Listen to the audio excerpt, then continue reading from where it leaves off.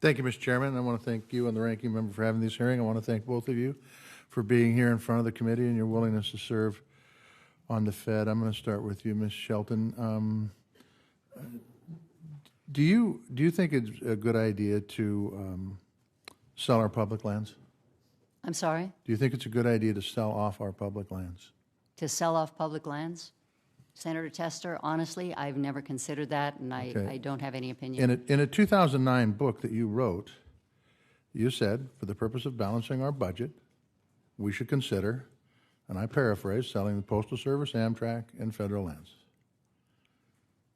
I don't recall taking that position. It's not something I'm strongly advocating. Well, it's an important issue. Where do you live? I live in Fredericksburg, Virginia. Okay. So they probably don't have a lot of federal lands in Fredericksburg, Virginia. In Montana, we do have a lot of public lands.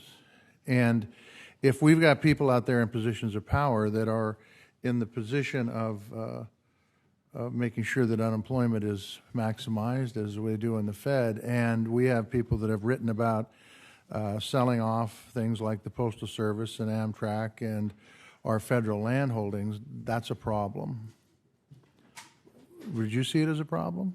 I understand what you said, that would be a problem for the local economy or the area that you're speaking of, but not generally for the country? well, I think it's always disconcerting to change employment or make some transition away. Well, I think it's also important to note that these public lands drive an economy in Montana, and Montana's only got 1 million people, and a little over 1 million people, but it's about $7 billion to our economy in Montana. So somebody who would advocate this would have pretty significant impacts on the 72,000 people who work in this outdoor industry in Montana.